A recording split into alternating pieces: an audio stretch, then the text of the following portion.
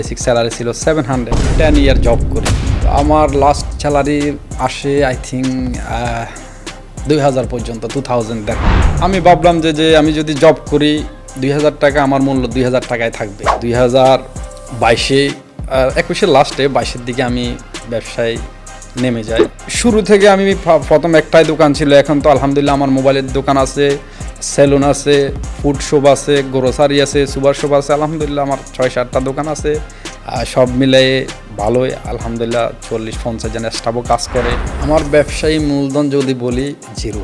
আমার একটা বন্ধু ছিল আমারতের, ওনার কাছ থেকে কিছু আমি সহযোগিতা পেয়েছি, যে উনি আমাকে হেল্প করেছে। আমার তো একটা ফেস ভ্যালু ছিল, তো যেদিকে যাইতাম সবাই মোটামুটি আমাকে চিনতো, আমাকে অ্যাজ এ সাপোর্ট করতো। সুলতান ভাই আপনি স্টকগুলো নিয়ে যান, বিক্রি করে টাকা দিয়েন। সাপোর্ট হলো যে মেন ইম্পর্টেন্ট। নিজে এখন অন্যকে ক্রেডিটে দিই, একসময় আমি নিজে আনতে হয়েছে। এখন এটা হলো যে সাপোর্ট না হলে আসলে কখনো উপরে ওঠা যায় না। আমি এখন যদি 5 ঘন্টা কাজ করি, তখন আমি মনে হয় আমার 15 আওয়ার কাজ করছি। সফলতা আনতে হলে আপনার পরিশ্রম করতে হবে, কোনো শর্টকাট রাস্তা নাই সফলতা।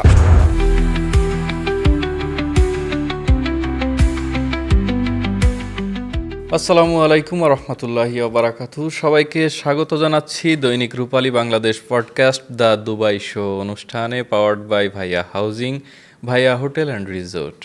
দুবাই স্টুডিও থেকে আমরা বিভিন্ন সময় অসাধারণ এবং সাধারণ প্রবাসীদের গল্প এবং বিভিন্ন ব্যবসায়ী ও উদ্যোক্তাদের গল্প, বিভিন্ন অভিজ্ঞতা ও মানুষের নানান সুখ দুঃখের কথা এখানে আমরা তুলে আনি। তেমনই একজনকে আজকে আমাদের অনুষ্ঠানের অতিথি হিসেবে আমন্ত্রণ জানিয়েছি, যিনি প্রবাসীদের কাছে অত্যন্ত পরিচিত। সংযুক্ত আরব আমিরাত এবং মধ্যপ্রাচ্য প্রবাসীদের কাছে যিনি এক নামে পরিচিত, সুলতান ভাই আজকে আমাদের সঙ্গে আছেন। আমরা দীর্ঘ সময় তার সঙ্গে কথা বলবো, যিনি সংযুক্ত আরব আমিরাতের মোবাইল মার্কেটে ব্যাপক পরিচিত এবং সামাজিক যোগাযোগ মাধ্যম থেকে শুরু করে বিভিন্ন মাধ্যমে নিজের দ্যুতি ছড়িয়েছেন নিজের ব্যবসায়িক পরিকল্পনা এবং কার্যকলাপের মাধ্যমে। আমরা সুলতান ভাইকে আজকে আমন্ত্রণ জানিয়েছি। আসসালামু আলাইকুম সুলতান ভাই, কেমন আছেন? ওয়ালাইকুম আসসালাম, আলহামদুলিল্লাহ ভালো আছি। আপনি কেমন আছেন ভাইয়া? আলহামদুলিল্লাহ ভালো। Rupali Bangladesh podcast studio the Dubai show অনুষ্ঠানে আপনাকে পেয়ে আমরা আনন্দিত। সুলতান ভাই, সরাসরি আসলে আপনার জীবনের গল্পে যেতে চাই আমরা। মাত্র 700 দিরহাম বেতনের চাকরি শুরু করে আজকে 2 থেকে 3টির মতো আপনার ইউজড মোবাইলের আপনার দোকান এখানে রয়েছে। একেবারে প্রবাস জীবনটা শুরু করেছিলেন কিভাবে, সেটি প্রথমে শুনতে চাই। প্রবাস জীবন আসলে শুরু করেছি 2010 থেকে। আমি শুরু থেকেই মোবাইলের লাইনে জড়িত ছিলাম। তখন আমি জব করতাম, চাকরি করতাম। শুরু থেকে আমার তখন বেসিক স্যালারি ছিল 700 থেকে করতে করতে করতে আমি 10 ইয়ার জব করি, 10 বছর আমার চাকরির জীবনে। তো আমার লাস্ট স্যালারি আসে আই থিঙ্ক 2000 পর্যন্ত, 2000 দিরহাম।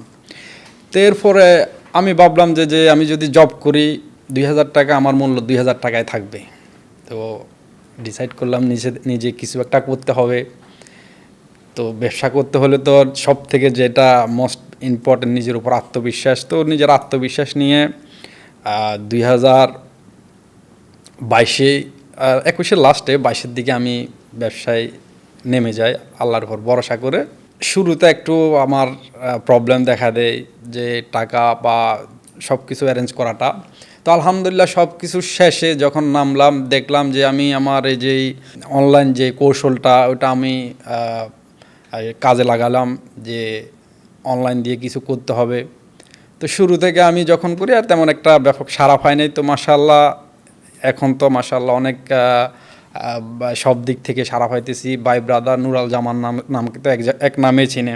শুরু থেকে আমি প্রথম একটাই দোকান ছিল, এখন তো আলহামদুলিল্লাহ আমার মোবাইলের দোকান আছে, সেলুন আছে, ফুড শপ আছে, গ্রোসারি আছে, সুপার শপ আছে। আলহামদুলিল্লাহ আমার 6-7টা দোকান আছে। সব মিলিয়ে ভালোই আলহামদুলিল্লাহ 40-50 জন স্টাফও কাজ করে। তো এই হলো আমার জীবনের শুরু আর কি। এটা সুলতান ভাইয়ের জীবনের শর্ট স্টোরি, বা অল্পতে আমরা সব কিছু শুনে নিলাম, কিন্তু আমরা একটা দীর্ঘ আলোচনায় একেবারে খুঁটিনাটি শুরু থেকে সব কিছু শুনবো। ঠিক কত সালে আপনি প্রবাসে পাড়ি জমান? 2010-এর লাস্টে জুলাই।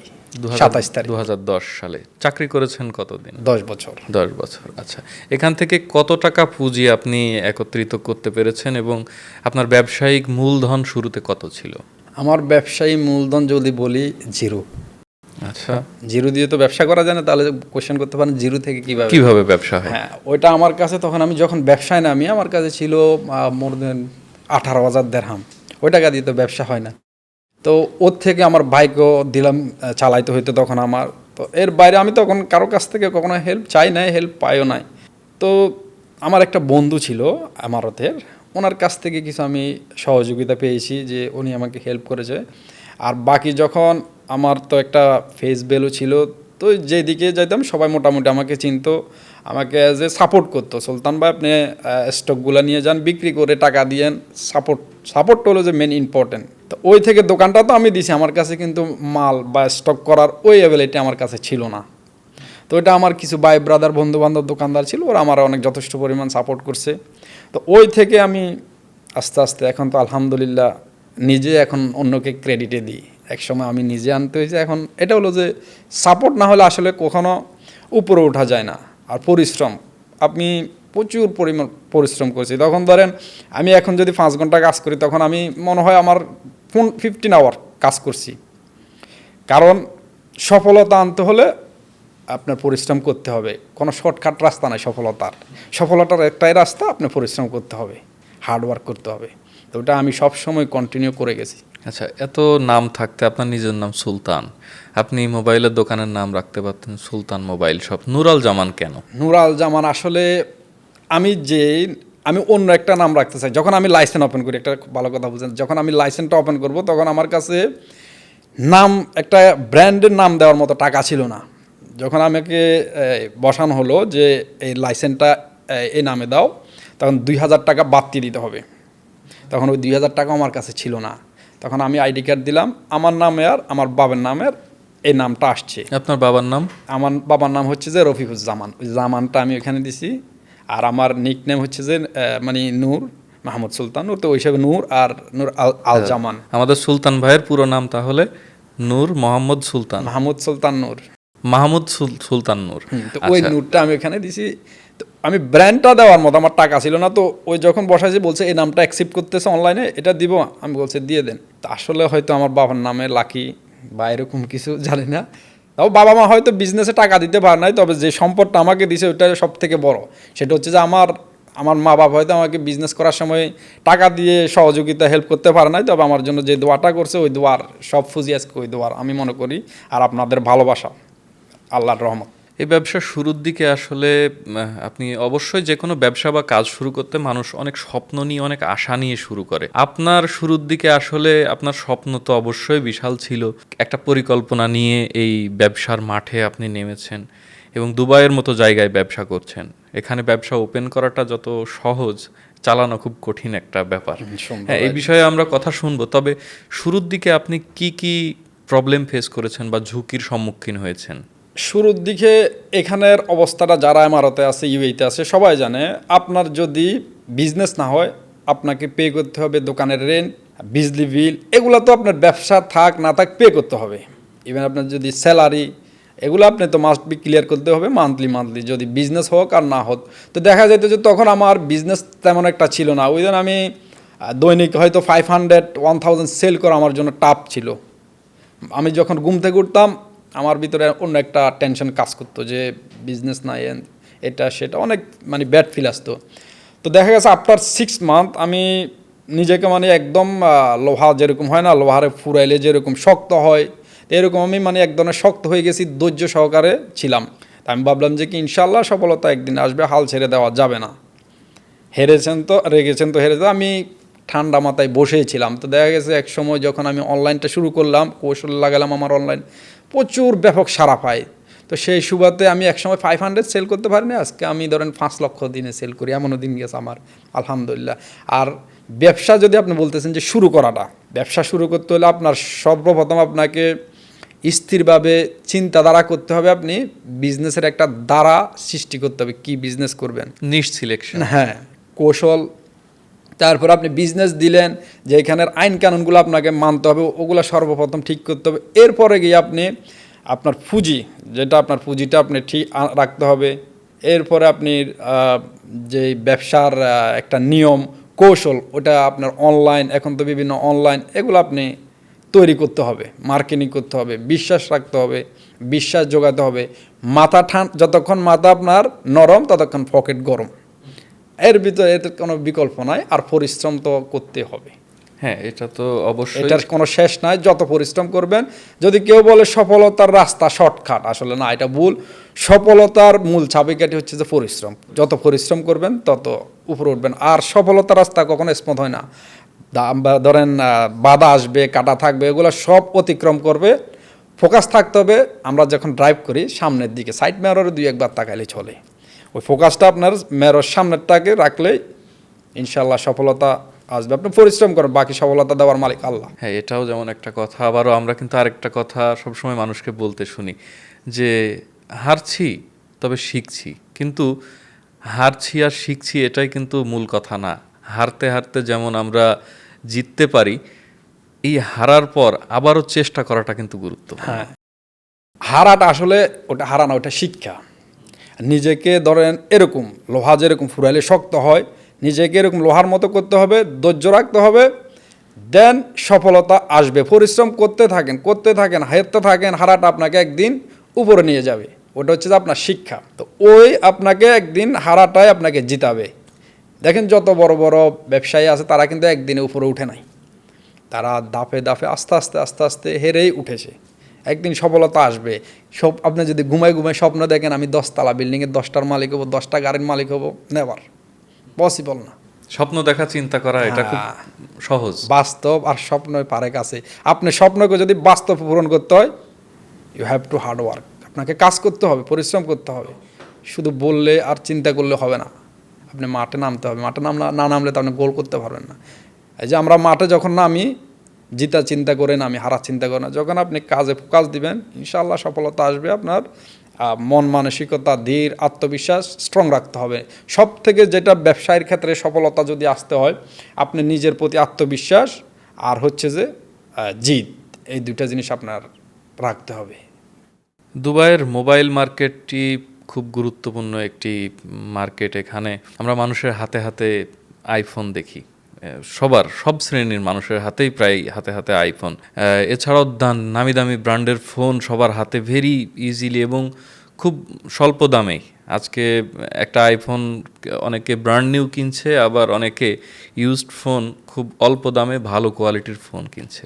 সব মিলিয়ে এটা দিয়ে এতটুকু বোঝা যায় যে দুবাইতে ইউজড ফোন মার্কেটের একটা বড় চাহিদা আছে। আসলে ঠিক চাহিদা কতটুকু আছে, মার্কেট ভ্যালু কেমন এই বিজনেসটার, সার্বিক কী দেখেছেন? আমরা তো বোধ করি, নিউ অ্যান্ড ইউজ দুটোটাই করি। তো আমাদের ফোকাস হচ্ছে যে বেশি ইউজ ফোনে। দেখা যাচ্ছে ইউজ ফোনটা আমরা তো বাইরে থেকে ইম্পোর্ট করি। আমি আগে মার্কেট থেকে নিতাম, এখন আলহামদুলিল্লাহ ডাইরেক্ট থেকে কানাডা, জাপান, বিভিন্ন দেশ থেকে আনি। এটা চাহিদা নতুন থেকে বেশি। দেখা যাচ্ছে আইফোন ব্র্যান্ড নিউ আর ইউজের ভিতরে তেমন কোনো সমস্যা আসে না। আইফোন তো আইফোনই, এটা ব্র্যান্ড। ব্যাটারি হেলথের একটা ব্যাপার, ব্যাটারি হেলথের ব্যাপার আছে। আর আমরা যে ইউজগুলো দিই, আলহামদুলিল্লাহ আল্লাহর রহমতে আপনি আমাদের যদি 10 জন কাস্টমারকে জিজ্ঞেস করেন, 10 জনই আমাদের ফিডব্যাকটাই দিবে ভালো। ওটা আপনি দেখা গেছে আমরা তো একটা পিস আপনি দেখেন আমরা বিক্রি করি, এর বাইরেও আমরা হোলসেল করে থাকি। আমাদের কাস্টমার আছে জর্দানের আছে, বিভিন্ন দেশের কাস্টমার আছে, এবং বাংলাদেশেও আমাদের মাল যায়। তো এটার চাহিদা হচ্ছে যে কি, এটা যখন আমরা লট নিয়ে আসি 500, 1000, 2000, 5000 পিস একসাথে যখন আসে, এটা আমাদের কস্টটা একটু কম আসে, $5, $10। তো আপনার $10 যদি পার পিসে $5 হিসাব করেন, আপনি 500 পিস হিসাব করেন। এই সুবাদে আমরা ইউজটা বেশি করি। আর ব্র্যান্ড নিউতে তেমন একটা আমাদের মার্জিনও নয়, আর ওটা তেমন পাবলিকে মানে ওই রেঞ্জে টাকা দিয়ে নিতে পারে না সবাই। তো এই হিসাবে ইউজ ফোনটা সবার চাহিদা বেশি। ইউজ ফোনে সার্ভিসও ভালো আমরা দিয়ে থাকি সব সময়। আচ্ছা, ইউজড ফোনের শুধুমাত্র তো আপনার নয়, এখানে শত শত হাজার হাজার ইউজড ফোনের দোকান আছে। দেরা দুবাইতে, বার দুবাইতে, নাইফে, এরপর আবুধাবিতে, আলাইনে, এই আরব আমিরাতের 7টা স্টেটের প্রত্যেকটা গুরুত্বপূর্ণ শহরেই যেখানে মোবাইলের দোকান আছে সেখানে ইউজড ফোনের দোকান আছে। আমি অন্য স্টেটের কথা বাদে দিলাম, সব থেকে ইউজ ফোন যদি যায়, সব থেকে বড় মার্কেট যদি আপনি মাথায় নেন, তাহলে এটা হচ্ছে দেরা বাজার। এখান থেকে সব জায়গায় যায়। আর দেরাতে আপনার ফিরুজন, দেরাতে সব কিছু। দেরা বাজার হচ্ছে ইউজ ফোনের জন্য বিখ্যাত। আর এখানে এমন এমন ধরেন অনেক আমার মতো বড়, আমি তো কিছু না, এর থেকে বড় বড় অনেক সাপ্লায়ার আছে যারা হাজার হাজার পিস বিক্রি করতেছে। আলহামদুলিল্লাহ আমরাও বিক্রি করতেছি। তো এইটা হলো যে সব থেকে আপনার সার্ভিসটা কে ভালো দিচ্ছে, এটা হলো যে ইম্পর্টেন্ট। আপনি দেখবেন আলহামদুলিল্লাহ আমি একজনে 10 দোকানের মোবাইল বিক্রি করি। ইভেন আপনি আমার শপে ভিজিটও করছেন, দেখছেন, গিয়েছি আমি। তো দেখবেন আমার পাশের দোকানে আপনি দেখবেন মানুষ নাই, আর আমার দোকানে জায়গা দিতে পারে না। এটা হচ্ছে সার্ভিসের একটা কথা আছে আমাদের দেশে, মূলা তোলা খাইও না, বেগুন তোলা খাইও। আচ্ছা, আপনাদের আঞ্চলিক ভাষায়? হ্যাঁ, আমাদের আঞ্চলিক ভাষা। তো এটা হচ্ছে যে কি, আপনি যদি মানুষের ঠকানোর চিন্তাধারা থাকেন, উইদিন আপনি 6 মান্থ আপনি ফিনিশ হয়ে যাবেন। 6 মাসের ভিতরে আপনি ব্যবসা বাণিজ্য ক্লোজ করে বাড়ি যেতে হবে। যদি 2 নাম্বারই করেন, প্রথমে তো আপনার মার্জিন আসবে, কপি মোবাইল, ফ্যাক মোবাইল কাস্টমারকে দিয়ে আপনি পকেট ভর্তি করে ফেললেন। তো আপনার 6 মাস পরে তো পাবলিকে 1 থেকে 10 জন। তো ওই বিষয়টা আমি মাথায় রেখে আমার দোকান, আমি কোনো কপি ফ্যাক এসব থেকে 100 কিলোমিটার দূরে। আমি সবসময় দেখি যে কি, আমি $10 আপনার থেকে বলে নিব, আর ভালো প্রোডাক্টটাই দিব। আপনি আমার কাছে আসতে হবে, অরিজিনাল মোবাইলের টানে নুরাল জামানে আসতে হবে। আমি এটা সবসময় বলে থাকি। আচ্ছা, এটা একটা কমন ডায়লগ কিন্তু আমরা প্রবাসীদের, আপনার সঙ্গে অনেকে ভিডিও বানাই, তখন আমরা তাদের বলতে শুনি যে অরিজিনাল মোবাইলের টানে আসতে হবে নুরাল জামানে। আমি জানি না, আমি আমাদের বাংলাদেশির বাইরের হাতে এত পরিমাণ আইফোন দিয়েছি, আমি জানি অন্য কোনো দোকানে দিছে কিনা রিটেলে। আমি আগে এত কিন্তু আইফোনে আমাদের দেশি বাইরা আইফোনের প্রতি তেমন একটা ঝুঁকি ছিল না। আমি যতটুকু ব্যবসা করি আজকে দেখতেছি আর কি, আমি দেখেন আমি উইকলি 500 পিসও আইফোন বিক্রি করি, তাও আবার রিটেলে বাইদের, সব প্রবাসী বাংলাদেশি বাই। অন্য দেশেরটা বালতি দিলাম, বাংলাদেশির বাইরা। তা এটা আগে তেমন একটা ছিল না, এখন কিন্তু সবার মুখে মুখে আইফোন।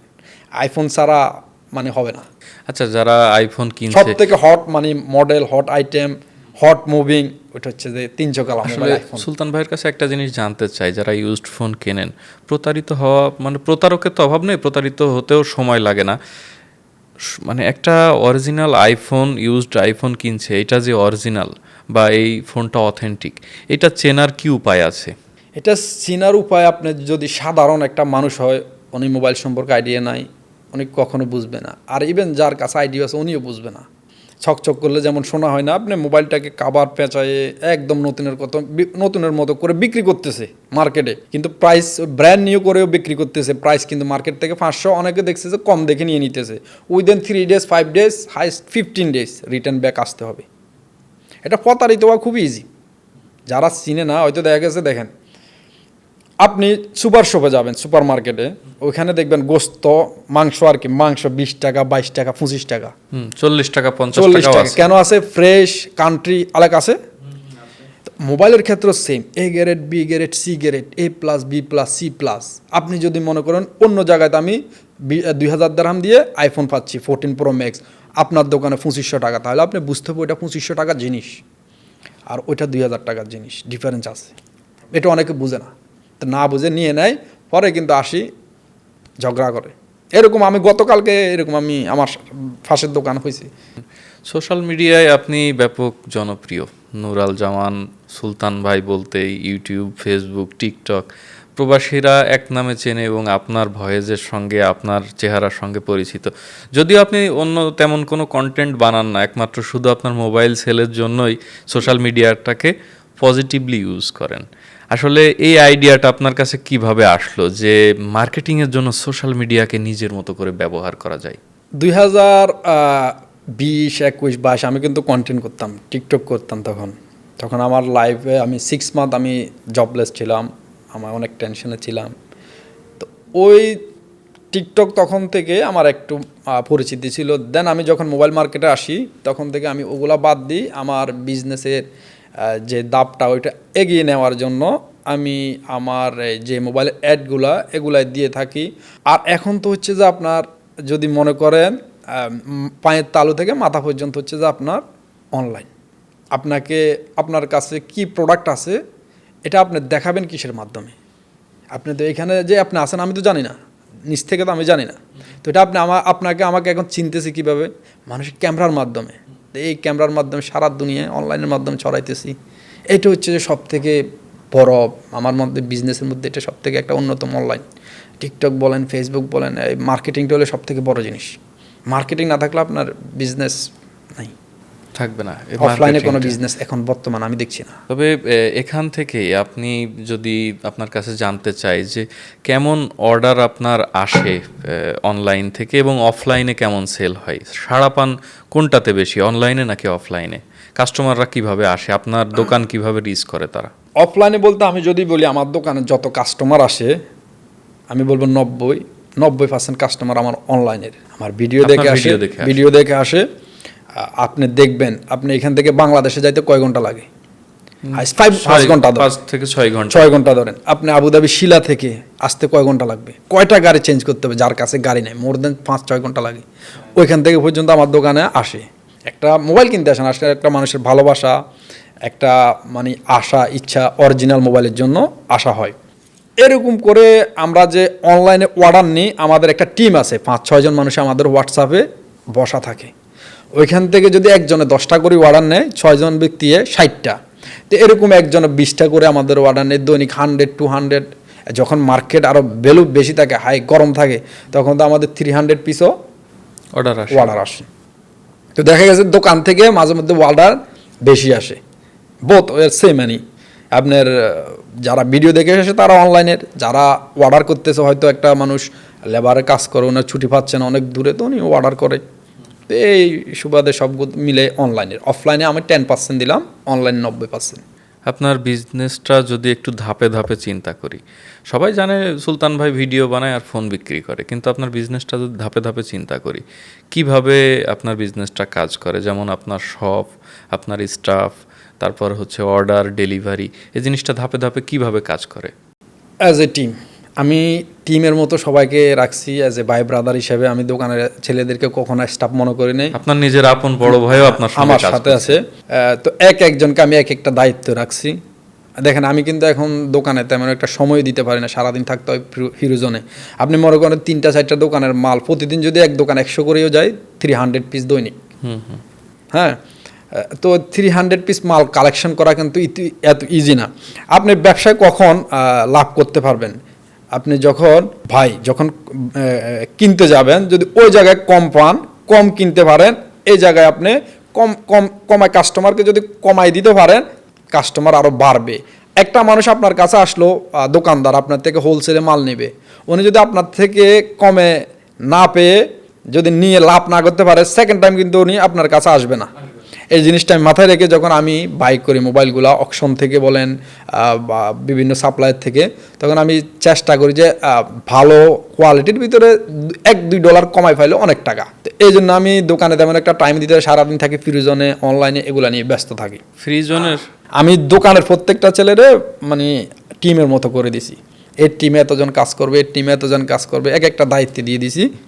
তো হয়তো সপ্তাহ শেষে, মাস শেষে, দিন শেষে আমি যতটুকু পারি কাজটা বুঝি। আপনার জায়গা থেকে আপনিও ডেভেলপ করছেন, ওরা টিম ওয়ার্কের মাধ্যমে ওদের নিজেদের ক্যারিয়ার ডেভেলপমেন্ট করছে বা ইনকাম করছে, শিখতেছে। হয়তো ফিউচারে কিছু করবে, যার কার মাথায় কি আছে এটা তো আল্লাহ ভালো জানে। তো আমার থেকেও কোনো ধরা বাঁধা নাই। যেহেতু ফ্রি জোনের প্রসঙ্গটি আসলো, আমরা জানি যে দুবাইয়ের বিভিন্ন ব্যবসার ক্ষেত্রে ফ্রি জোন খুব গুরুত্বপূর্ণ ভূমিকা পালন করে। বিশেষ করে মোবাইল বিজনেসের ক্ষেত্রে ফ্রি জোনের অনেক ভালো একটা রিলেশনস আছে, যে ফ্রি জোন থেকে মোবাইলগুলো আসে। এই ফ্রি জোনের বিজনেসটা কিন্তু আমাদের বাংলাদেশে ততটা অ্যাভেলেবল না, এবং ইউজড ফোনের মার্কেটও বাংলাদেশে এখনও ততটা পপুলার না।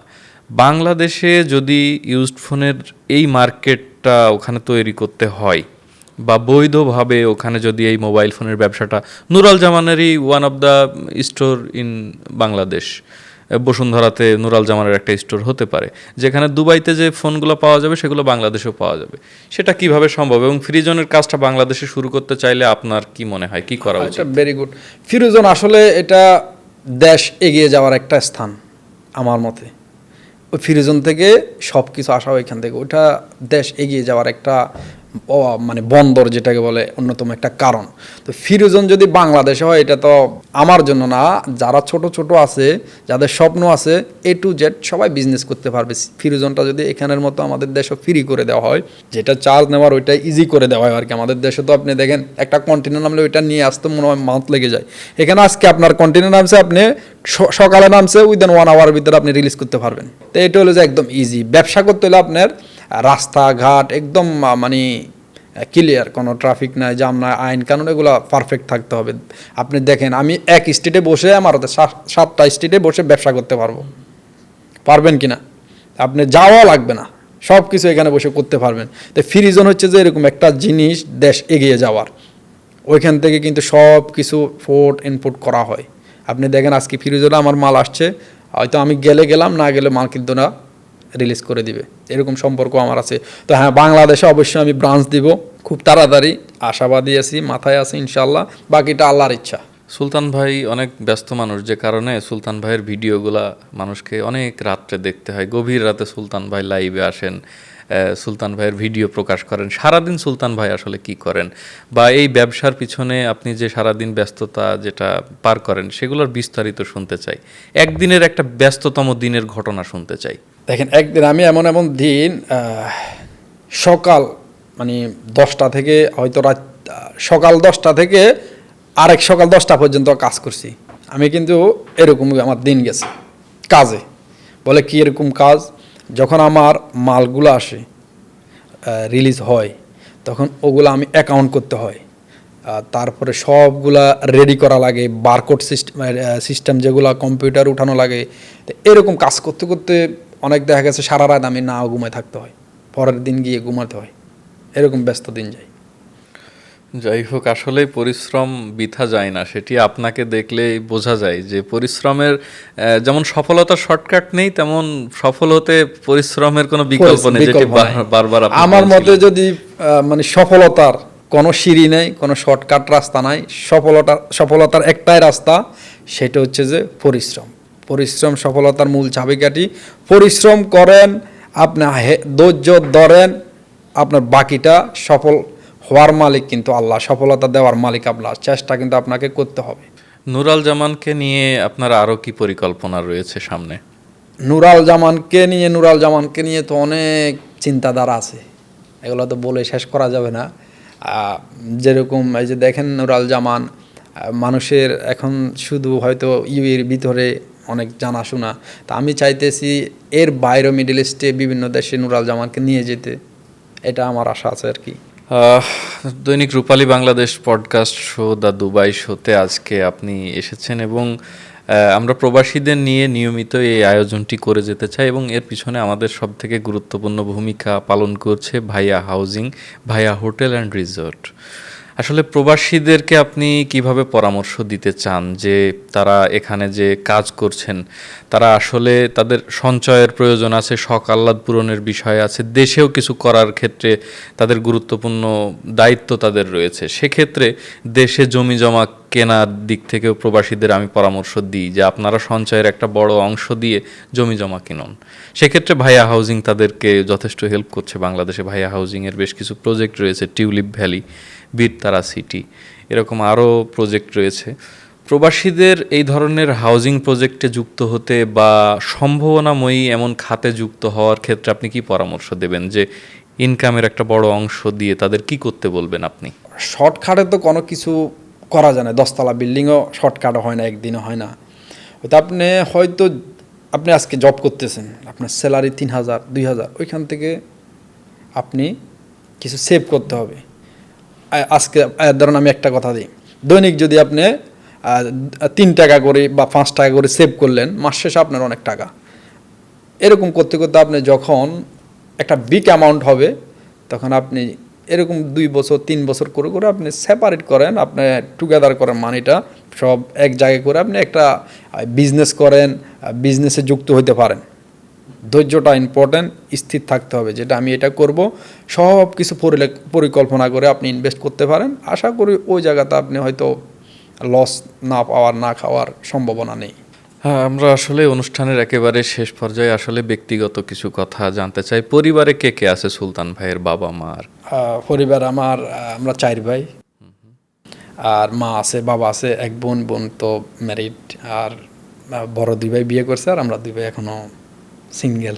আচ্ছা, সুলতান ভাই এখনো সিঙ্গেল, এটি আমার প্রশ্ন, খুব গুরুত্বপূর্ণ প্রশ্ন ছিল যে সুলতান ভাই সিঙ্গেল, বিয়ে করছেন কবে? বিয়ে ইনশাআল্লাহ সামনে। আর কতটা সফলতা পেলে বিয়ে না, করবেন? আমি আসলে সফলতার জন্য না, আমি জানি না নসিবে কি আছে, তবে হ্যাঁ বিয়ে যেতে ছেলে যেতে হয়েছে, বিয়ে অবশ্যই করতে হবে, তবে খুব তাড়াতাড়ি। হ্যাঁ, এখন তো সফলতার জন্য না, আসলে এটা না, তবে এক সময় ছিলাম হ্যাঁ যে সফল না হয়ে বিয়ে করব না। পুরুষ মানুষ মানে সফল হতে হবে। আপনি যদি পুরুষ হয়ে যদি সফল না হতে পারেন, আপনার চাইরানার দামও কারো কাছে থাকবে না। এটা আপনি মানেন না মানেন, হয়তো খারাপ লাগতে পারে মানুষের কাছে, বাট এটা বাস্তব। পুরুষ যদি সফল না হয়, তার ফ্যামিলি বলেন, ভাই ব্রাদার বলেন, বন্ধু বান্ধব বলেন, কারো কাছে কোনো দাম নেই। আত্মীয় স্বজন তো অনেক দূরে। আপনি মাস্ট বি পুরুষ হয়েছেন, সফল হতে হবে। গরিব হয়েছেন, জন্ম নিয়েছেন, এটা অপরাধ না, গরিব হয়ে থাকাটা অপরাধ। কোনো কিছু চেষ্টা না করাটা আরো বড় অপরাধ। যে আপনি কিছু এই চেষ্টা যে দেখেন, করলেন। আল্লাহ বলছে যে আপনাকে চেষ্টা করো, দেওয়ার মালিক আমরা আল্লাহ। মসজিদেও কিন্তু আপনাকে শুয়ে থাকতে মানা করছে, মসজিদেও কিন্তু আপনাকে টাইম ওয়েস্ট করতে মানা করছে। ফজরের নামাজ পড়ো, বেরিয়ে যাও, কাজে যাও, চেষ্টা করো, চাইতে থাকো, দেওয়ার মালিক আমি আল্লাহ, পরিশ্রম করো। হ্যাঁ, অবশ্যই। আসলে সুলতান ভাই দেখতে দেখতে একটা বেশ কিছুটা সময় আমরা অতিবাহিত করে ফেলেছি, আরও অনেক না বলা কথা হয়তো থেকে গেল। আমি চাই সুলতান ভাই যদি না বলা আরও 2-1টা কথা থাকে সেটি বলুক। না বলা কথা, কিছু কিছু কথা অবশ্য গোপন রাখাই ভালো। আর না বলা কথা বলতে কিছু না, আমি তো ওপেন, আমি অনলাইন জগৎ, আমি সব কিছু ওপেন সিক্রেট, আমার কোনো গোপন নাই। এই যে চিন্তাধারা আছে এগুলাই, যে নুরাল জামানকে অনেক দূরে দেখতে চাই, দূরে নিয়ে যেতে চাই ইনশাআল্লাহ। বাকিটা আল্লাহর ইচ্ছা, আপনাদের ভালোবাসা, দোয়া কাম্য, এতটুকু। ধন্যবাদ আপনাকে সুলতান ভাই। দর্শক, আপনাদেরকেও ধন্যবাদ জানাচ্ছি দৈনিক Rupali Bangladesh podcast the Dubai show অনুষ্ঠানে আমাদের সঙ্গে এতক্ষণ সময় দেওয়ার জন্য। দুবাই শো এই অনুষ্ঠানটি স্পন্সর করেছে ভাইয়া হোটেলস অ্যান্ড রিসোর্ট এবং ভাইয়া হাউজিং। ভাইয়া হাউজিং বর্তমানে বাংলাদেশের অন্যতম এবং জনপ্রিয় একটি হাউজিং এবং রিয়েল এস্টেট কোম্পানি, এবং ভাইয়া হোটেল অ্যান্ড রিসোর্ট কাজ করছে বাংলাদেশের 5 তারকা সম্পন্ন কয়েকটি হোটেল প্রজেক্ট নিয়ে। সব মিলিয়ে প্রবাসীদের নিয়েও কাজ করছে বর্তমানে বাংলাদেশে। আপনাদের সবাইকে ভাইয়া হাউজিং, ভাইয়া হোটেল অ্যান্ড রিসোর্টে সঙ্গে সম্পৃক্ত হওয়ার জন্য আমি আহ্বান জানাচ্ছি। পরিশেষে রূপালী বাংলাদেশের সঙ্গে থাকার জন্য আহ্বান জানাচ্ছি। আমরা আবারও নতুন কোনো অতিথি, নতুন কোনো ঘটনা, নতুন কোনো গল্প বা অভিজ্ঞতা নিয়ে আমরা আবারও হাজির হব আপনাদের সঙ্গে। ততদিন আমাদের সঙ্গে থাকুন, আনন্দে থাকুন, সুখে থাকুন, সুস্থ হয়ে বাঁচুন, সুন্দর পরিবেশে বাঁচুন, এই কামনায় আমি এস.এম. সাফায়েত আপনাদেরকে রূপালী বাংলাদেশ পডকাস্ট স্টুডিও থেকে জানাচ্ছি আবারও শুভেচ্ছা ও কৃতজ্ঞতা। আসসালামু আলাইকুম ওয়া রাহমাতুল্লাহি ওয়া বারাকাতুহু। সুলতান ভাই, আপনাকেও ধন্যবাদ ও কৃতজ্ঞতা আমাদের সঙ্গে সময় দেওয়ার জন্য। আসসালামু আলাইকুম। ওয়ালাইকুম সালাম, আপনাদেরকেও ধন্যবাদ দা দুবাই শো এত সুন্দর একটা আয়োজন করার জন্য। আর ভাইয়া গ্রুপকেও আমি মন থেকে ধন্যবাদ জানাই এত সুন্দর অনুষ্ঠান করার জন্য, এত মানুষকে সেবা দেওয়ার জন্য। মন থেকে আসলে আমার জিনিসটা অনেক ভালো লাগছে যে দা দুবাই শো এত সুন্দর একটা আয়োজন করছে আমাদের প্রবাসী ভাইদের মনের কথাগুলো বলার জন্য। এখানে সবাইকে দাওয়াত করতেছে, ইনভাইট করতেছে, রেলে এটা প্রাউড ফিল করার মতো একটা জিনিস। দুবাইয়ের মতো বাজারে ভাইয়া গ্রুপে দা দুবাই শো, এটা বেস্ট। ধন্যবাদ আপনাকেও, ধন্যবাদ দর্শক আপনাদেরকেও।